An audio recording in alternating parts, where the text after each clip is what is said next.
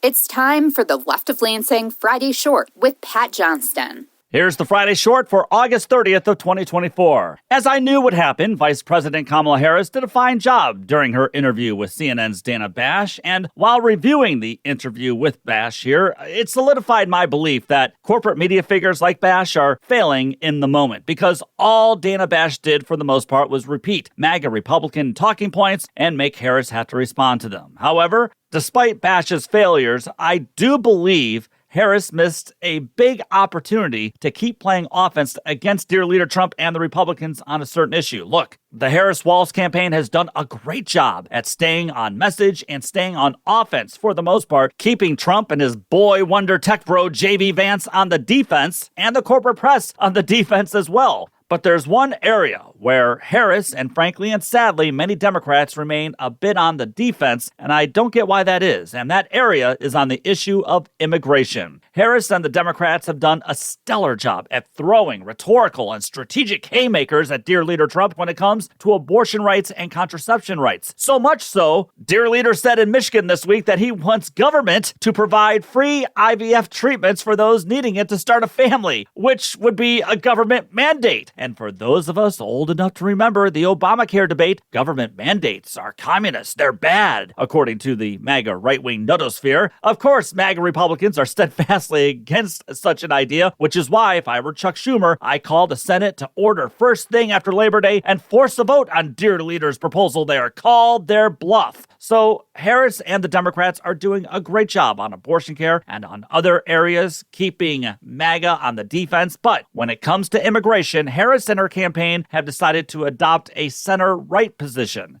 Harris told Dana Bash, and she has repeated it on the campaign trail, how she wants to sign the bipartisan immigration deal, which dear leader blew up because he was afraid of giving President Biden a victory on the issue. Now, I understand Kamala's reasoning and positioning on the issue. She's running as a prosecutor and is reassuring voters that she'll be tough when it comes to border security, which, yes, we must have. Anyone arguing for no border security or less enforcement isn't being a serious person. At the same time, border crossings at the southern border are dropping and have been for months. Let's not forget that. Now, the part where Harris and Democrats are dropping the ball, though, is they're using MAGA Republican talking points by using tough talk and promising that they'd be tough on the border and stopping criminals from crossing. It's as if they're saying anyone trying to reach America is criminal, and we progressives aren't about that kind of messaging. What Harris and Walz should do, rather, is say they'll pass limits on crossings, beef up security, hire more agents, and hire more judges to hear asylum cases. That would be fine. But they should then turn the issue right back on dear leader and the Republicans who are backing Trump's plan for the deportation of millions of immigrants. Now, the Institute on Taxation and Economic Policy issued a study this year showing that undocumented immigrants paid nearly $100 billion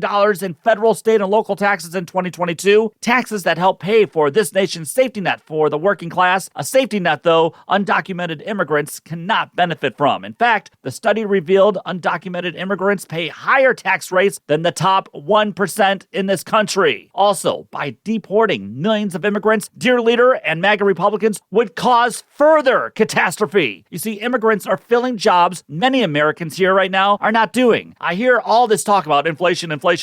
Deporting millions of workers would be an inflationary disaster in this country's consumer economy. And then what Harris should do is talk about how immigrants are helping this country, which is why we should help streamline the asylum process and then provide a smoother pathway to citizenship for those seeking to become Americans. So talk border security, of course, but also talk about how the Trump deportation plan would destroy America's economy and thereby many families across the country. This means Harris and the Democrats could then keep playing offense by pushing for a strong border defense, but also by highlighting the human and economic costs of tearing immigrant families apart through Trump's anti-American mass deportation plan. Make them defend the indefensible and make them defend the stupid.